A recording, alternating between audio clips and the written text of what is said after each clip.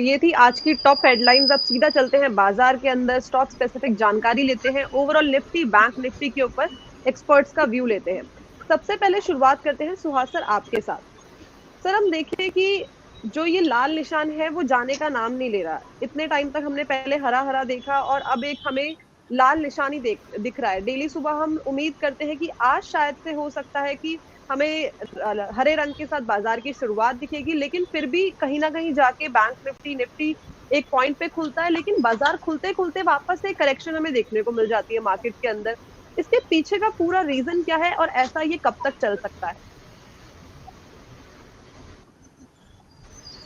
Ma'am, पिछले 2 दिन से मार्केट गैप डाउन खुल रहा है और फिर इंट्राडे रिकवरी आ रही है। आज गैप डाउन खुला लेकिन नीचे जा रहा है, म्यूटेड मार्केट है। और फैक्ट बताऊं, आज निफ्टी और बैंक निफ्टी जो जनरली एक दूसरे के साथ कोऑर्डिनेशन मिला के मूव करते हैं, आज दोनों में डाइवर्स हो गया है मैम। निफ्टी डे लो पर ट्रेड कर रहा है, बैंक निफ्टी डे हाई पर ट्रेड कर रहा है। Only one reason I am looking कि भाई फिंच ने पॉजिटिव आउटलुक दिया है हमारे बैंकिंग के लिए कि एनपीए इज अ लोएस्ट और ग्रोथ भी अच्छा है, बैलेंस शीट भी बढ़िया है। तो बैंक निफ्टी अगर 44,000 के ऊपर टिक गया 10:30-11 बजे के आसपास, तो निफ्टी को भी ऊपर ले जाएगा। अदरवाइज निफ्टी अभी रेंज बाउंड मूवमेंट है। जब तक निफ्टी 19,500 के ऊपर ना जाए नई तेजी नहीं आएगी, 19,300 के नीचे ना जाए नई मंदी नहीं आएगी। पूरा रेंज बाउंड रहेगा मार्केट। विक्स भी अभी 13 से नीचे है, जो रेंज बाउंड इंडिकेट कर रहा है ज्यादा मूवमेंट एक्सपेक्ट नहीं कर रहा मार्केट। तो दो ही लेवल अभी जी ऑब्जर्व करने हैं, निफ्टी 500 बुलिशनेस के लिए और निफ्टी 300 बेरिशनेस के लिए, और बैंक निफ्टी 44,000 जो ट्रम्प कार्ड की तरफ प्ले करेगा निफ्टी को 19,500 की ओर ले जाने के जी। तो ये थी सुहास सर की राय निफ्टी बैंक निफ्टी में। ओवरऑल एक मार्केट का क्या व्यू है वो सर ने बता दिया है। अब सीधा जाते हैं चंद्र सुराना सर के पास। सर क्या लगता है आने वाले टाइम पे बैंक निफ्टी चलेगा या नहीं? क्योंकि बैंक निफ्टी को ग्रीन सिग्नल तो बहुत जगह से मिल रहे हैं, लेकिन फिर भी उसकी कोई परफॉर्मेंस नहीं आ रही है। इसके पीछे का बड़ा रीजन क्या है और कब तक ये हमें चलता दिख सकता है? संजय जी, आपका जो सवाल है, आज ये सेकंड हाफ में बैंक निफ्टी चलने लग जाए और 40,000 50 60 के ऊपर अगर बैंक निफ्टी स्पॉट में सस्टेन होने लगता है तो पहला टारगेट 44,200 का होगा। फिर वहां से नई रैली पकड़ेगा बाजार, जो 44,500 700 और 45,000 तक जाएगा। मेरे हिसाब से एक बार आज शायद बाजार का बॉटम बन जाएगा। जी, तो सर ने बता दिया है कि आज शायद से हमें वो रेंज देखने को मिल सकती है जो सर ने बताई है। अब चलते हैं सीधा अविनाश सर के पास। अविनाश सर, आपकी क्या राय है बाजार को लेके? कब तक हमें ये चलता हुआ दिखेगा बाजार? कब हम खुशी मनाएंगे वापस से? मैम, अगर आपने देखे लास्ट 3-4 दिन से बैंक निफ्टी रोज गैप डाउन ओपन हो रहा है और वहाँ से थोड़ी बहुत बाइंग आती है, लेकिन वो पूरी ड्राई अप हो जाती है और बाद में एक हैवी सेलिंग आती है। मुझे बैंक निफ्टी थोड़ा बेरिश ही लग रहा है। निफ्टी भी मुझे लग रहा है कि नीचे की तरफ थोड़ा और जाना चाहिए। जो 19,300 का जो सपोर्ट है वो एक बार टूटेगा और एक बार 19,000 तक वो जाने की कोशिश कर सकता है। इंडिया का एज सच कोई प्रॉब्लम नहीं है, बट मेजर जो सेलिंग आ रही है बिकॉज कि फॉरेन में बहुत नेगेटिव न्यूज़ है। वहाँ पे फेड का एकदम टाइट व्यू है इंटरेस्ट को लेके। और अभी अगस्त में ब्रिक्स की भी मीटिंग है जहाँ पे एक न्यू करेंसी का डिस्कशन होने वाला है। अगर वो न्यूज़ आ जाता है तो वो यूएस ट्रेजरी को बहुत इम्पैक्ट करेगा। और उसी की वजह से हमने देखा कि मूडीज़ ने पहले यूएस बैंक्स को डाउनग्रेड किया और उसके बाद फिर फिच ने भी डाउनग्रेड किया। तो वहाँ पे बहुत बड़ा एक कंटीजेंट रिस्क क्रिएट हो रहा है, जिसकी वजह से यहाँ पे भी थोड़ी बहुत सेलिंग आ रही है। आई थिंक सो अगर वो रिस्क अगर मिट हुआ न्यूज़ आया तो इंडिया को भी बहुत इम्पैक्ट करेगा। तो जो भी है कॉशियसली ट्रेड करना ज़रूरी है बैंक निफ्टी में। जी सर, जो ने अभी आपने निफ्टी के लिए बताया कि एक बार हमें देखने को मिल सकता है 19,000 का लेवल, वो से हम सपोर्ट लेवल माने क्या फिर निफ्टी के लिए? नहीं, वो मेरे ख्याल से 19,200 टूटेगा तो एक बार 18,800 तक जा सकता है, क्योंकि 18,800 के वहाँ पे गैप्स भी क्रिएट हुए हैं, काफ़ी सारे रन अवे गैप्स क्रिएट हुए हैं। आई थिंक सो वो एक बार फुलफिल करेगा उधर जाके, अगर 19,200 भी टूटता है तो। जी।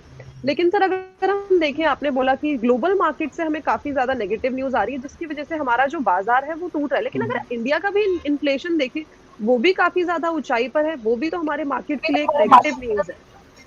हाँ मैम, अभी जो इन्फ्लेशन का फिगर आया वो थोड़ा ऊपर होके आया, बट उसमें जो मेजर एक रीज़न था वो टमाटोज का था कि टमाटोज के प्राइस जो हैवी गए थे उसकी वजह से। तो वो मार्केट एक्सपेक्ट कर रहा है कि वो ट्रांजिट होगा, क्योंकि वो ओवरऑल इफेक्ट आएगा तो नेक्स्ट जो फिगर्स आएंगे वो नीचे आएंगे। रेन भी ओके रही है तो इतना कुछ इशू नहीं है। The major problem is the USD INR rate, क्योंकि अगर यूएस ट्रेजरी पे कुछ इशू आता है तो वो आईएनआर पे इम्पैक्ट करेगा, येन पे इम्पैक्ट करेगा, और वो बहुत बड़ा प्रॉब्लम है। और जो यूएस का जो डेफिसिट है, they are raising debt like anything, और वहाँ पे कोई बायर नहीं है उनके डेट का। They have already taken Russia out of the system, and China के साथ ट्रेड वॉर चल रहा है, और सऊदी के साथ भी उनका भी जियोपॉलिटिकली रिलेशन अच्छे नहीं है। तो who will by this treasury, that's a big problem. उनका 10 ईयर जो जीसेक है दैट हैज ऑलरेडी क्रॉस 4%, तो वो that is a big problem for them. जी। तो सर से भी राय ले ली है ऑल ओवर बाज़ार के ऊपर। हमारे साथ एक मेहमान और जुड़ चुके हैं, संतोष सिंह जी। नमस्कार सर, स्वागत है आपका शो में। नमस्कार, thank you for having me on your show. Thank you. जी। सर अब आप आ ही गए हैं तो ये टर्न भी आपकी है, आपसे ही सवाल करना है। सर अगर हम देखें कि पिछले 1 साल में अगर हम निफ्टी का ही ग्राफ देखें, तो पिछले 1 साल में करीबन 8.5% का हमें अपसाइड मूवमेंट देखने को मिला है निफ्टी के अंदर। और अगर हम लास्ट 1 हफ्ते का ग्राफ देखें तो हमें करीबन 1% का हमें डाउनवर्ड मूवमेंट देखने को मिला है। अगर ये इसी जो स्पीड में ये डाउन होता रहा, तो जितना हमने 1 साल में कमाया था, वो तो पूरा का पूरा उससे भी ज़्यादा चला जाएगा। आपको क्या लगता है कि ये कंटिन्यू रहेगा मोमेंटम, या यहाँ पे कोई वापस से हमें अच्छी खासी रैली देखने को मिलेगी? देखिए, इंटरमीडिएट टर्म ट्रेंड तो डाउन है अभी तक, जब तक कि 19,600 निफ्टी पे नहीं क्रॉस करता है। निफ्टी 19,400 भी जो है वो बहुत ही शॉर्ट टर्म में अगर देखें, 19,400 के ऊपर जा रहा मार्केट, थोड़ा टिकता है लेकिन फिर से सेलिंग दिखती है। तो 19,400 19,600 ये जो दायरे हैं काफ़ी इंपॉर्टेंट होंगे अभी निफ्टी के लिए। थोड़ी सी जो है वो डिस्कम्फर्टिंग न्यूज़ ऑन इन्फ्लेशन है, मुझे लग रहा है कि, और वो थोड़ी स्टिकी हो सकती है गोइंग फॉरवर्ड, क्योंकि नॉट ओनली वेजिटेबल्स, अगर आप देखें जो हमारी कह लें कि राइस के भी दाम अगर आप देख लें, इवन आफ्टर बैनिंग और बहुत सारी चीज़ों के करने के बावजूद भी राइस इन्फ्लेशन भी काफ़ी बढ़ रहा है, जो कि स्टेपल फूड में है। वहाँ पर भी हमको धीरे-धीरे दिख रहा है कि prices month on month basis पे बढ़ते जा रहे हैं। और ये कमेंट्री अगर आप देखें, जो है आरबीआई के गवर्नर के उसमें भी थी, कमेंट्री में भी थी कि इन्फ्लेशन शायद थोड़ा स्टिकी होगा, और इंटरेस्ट रेट एट लीस्ट जो है गिरने वाले तो नहीं है फॉर नियर टर्म में, ऐसा दिख रहा है। हो सकता है कि लोग होपफुल हैं कि जाड़े तक, क्योंकि इस बार बरसात काफ़ी ज़्यादा हुई है, तो रबी की जो फसल होगी शायद वो अच्छी हो, क्योंकि ग्राउंड वाटर रिचार्ज अच्छी तरह होंगे, और आने वाली फसल अच्छी होगी। लेकिन ये जो धान की फसल है वो ख़राब होने की वजह से राइस के दाम में काफ़ी बढ़ोतरी देखने को मिली है, इवन आफ्टर जो है गवर्नमेंट के काफ़ी शिकंजा लगाने के बावजूद भी। इन्वेंट्री लेवल अगर आप देखेंगे तो शायद कंफर्टेबल लेवल पे हैं, लेकिन बावजूद उसके मार्केट एक अपना एप्रीहेंशन है मार्केट का, जिसके कारण कि हमको दिख रहा है कि इन्फ्लेशन स्टिकी हो सकते हैं। और मुझे लगता है कि शायद दिसंबर के पहले ये सारी चीज़ें कंफर्टेबल सिचुएशन नहीं हो, मार्केट उसी चीज़ को एडजस्ट कर रहा है मुझे लग रहा है। और हो सकता है कि यहाँ से भी थोड़ा-सा स्लिपेजेस हो, अगर जब तक कि मार्केट 400 के ऊपर कंफर्टेबली नहीं जाता है, तब तक जो है थोड़े-सा जो है हो सकता है कि करेक्शन हो, और उस करेक्शन में निचले स्तर 19,000 भी लगता है कि टूट सकता है। तो ये थोड़े से जो है हेडविंड्स हमारे सामने हैं अभी। जी। तो सर ने अपनी राय बता दी है। एक मेजर पॉइंट इसमें निकल के आता है कि जो ये इन्फ्लेशन है, वो फूड की वजह से हम पूरा नेशन वाइड इसको देख रहे हैं कि फूड का जो इन्फ्लेशन है, चाहे वो टोमेटो प्राइसेस हो, चाहे वो अदर फूड आइटम्स हो, उसमें काफ़ी ज़्यादा बढ़ गया है। लेकिन अगर हम कमोडिटीज़ की तरफ भी नज़र डालें, तो कमोडिटीज भी एक काफी हाई रेंज पे चलती जा रही है। कहीं ऐसा तो नहीं है कि आने वाले टाइम पे जो हमारा इन्फ्लेशन है वो फूड से शिफ्ट होके कमोडिटी की तरफ आ जाएगा? देखिए कमोडिटी की तरफ इन्फ्लेशन, कमोडिटी में जैसे लास्ट ईयर हमने देखा था जो हार्ड कमोडिटीज़ हैं, आप शायद उसकी बात कर रही होंगी। हार्ड जी। कमोडिटीज़ में जब तक कि कोई disruption through out the world नहीं होता है, ऐसी उम्मीद नहीं की जा रही कि बहुत ज़्यादा हार्ड कमोडिटीज़ में इन्फ्लेशन बढ़ेंगे, क्योंकि अगर ग्लोबल आउटलुक ठीक नहीं है, ग्लोबल सिनेरियोज़, इकोनॉमिक सिनेरियोज़ उतने अच्छे नहीं हैं, क्योंकि चाइना में काफ़ी रियल एस्टेट ट्रबल है, डेट का भी काफ़ी बड़ा ट्रबल है वहाँ भी, और चाइना का बहुत बड़ा इन्वेस्टमेंट यूएस ट्रेजरी में भी है, और यूएस में डेट सीलिंग को लेकर पिछले दिनों से कई मतलब महीनों में जद्दोजहद की गई, और काफ़ी बड़ा डेट बर्डन यूएस के ऊपर है। मुझे लगता है कि आने वाले टाइम पे ये जो क्राइसिस होगी, शायद इसका स्पिल ओवर बहुत बड़ा हो सकता है आने वाले दिनों में मार्केट पे। तो वो थोड़ा जो है ये कह लें कि हेडविंड का काम करेगा।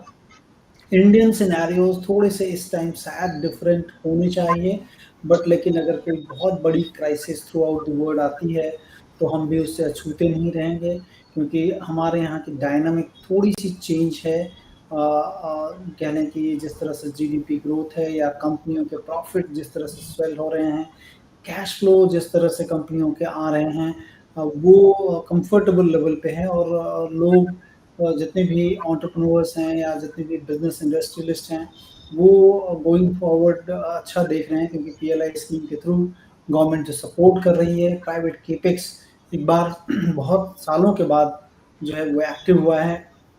तो लॉन्गर टर्म सिनेरियो में मुझे लगता है कि मार्केट ठीक रहेगा, लेकिन नियर टर्म ज़रा हेडविंड ज़रूर हैं, तो 1 क्वार्टर टू 2 क्वार्टर में ये प्रॉब्लम हो सकती है। जी, तो सर से ओवरऑल राय ले ली है। एक चीज़ और पूछना चाहेंगे कि जो अभी जो आम इन्वेस्टर्स हैं, रिटेल इन्वेस्टर्स हैं, छोटा पैसा लगाते हैं मार्केट के अंदर, इतना ज़्यादा कैश नहीं है उनके पास। उन लोगों को इस टाइम बाज़ार में क्या करना चाहिए? किस पाथ को फ़ॉलो करना चाहिए? देखिए, अगर आप बहुत छोटे निवेशक हैं, तो मुझे लगता है कि आपको पहली चीज़ डायरेक्ट इन्वेस्टमेंट ना करें, सलाह होगी, क्योंकि आप छोटे निवेशक हैं, आपको बहुत चीज़ों की जानकारी नहीं होगी। Mutual fund route, SIP route को लें। डायरेक्ट इन्वेस्टमेंट कर रहे हैं, तो आप देखें कि जो चीज़ें बढ़ चुकी हैं काफ़ी ज़्यादा, वहाँ से जो है थोड़ा-थोड़ा प्रॉफ़िट बुक करके कैश पे ज़रूर बैठे रहें, क्योंकि कैश अगर आपके पास है, तो सबसे पहली चीज़ की जो है आपको अपॉर्च्युनिटी मिल सकती है, और उस अपॉर्च्युनिटीज़ में अगर मार्केट फॉल नहीं भी करता है, तो नेक्स्ट कोई अपॉर्च्युनिटी आती है तो आप वहाँ लगा सकते हो। तो कैश पे रहना काफ़ी इम्पोर्टेंट है इन दिनों, और जहाँ पर भी अपॉर्च्युनिटी मिले वहाँ पर आप डिप्लॉय करें।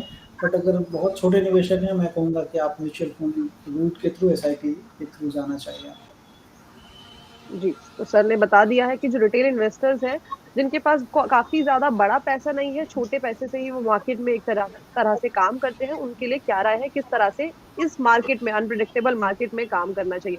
सुहास सर, आपका क्या टेक है इसमें?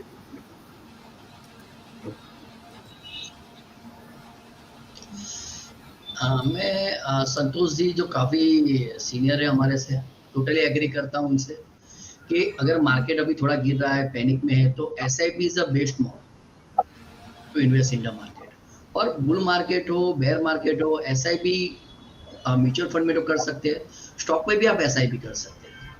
ऐसा नहीं है कि हमको डिसिप्लिन चाहिए, डिसिप्लिन स्टॉक्स में भी हो सकता है। हर घटा 200-300 पॉइंट मार्केट गिर रहा है तो ऐड कर सकते हैं, वो भी एक टाइप की एसआईपी हुई। तो आई एम टोटली एग्री कि एसआईपी मोड में अभी इन्वेस्ट करना चाहिए। जी, तो एसआईपी को हरी झंडी मिल गई है कि इस टाइम पे जो रिटेल इन्वेस्टर्स हैं, छोटे निवेशक हैं, उनको क्या करना चाहिए? एसआईपी का रास्ता देखना चाहिए। मार्केट के ऊपर ओवरऑल ओवरव्यू ले लिया है, जान लिया है कि बाजार में क्या कुछ चल रहा है, किस वजहों से बाजार जो है वो नीचे आ रहा है, और कौन-कौन सी चीजें हैं जो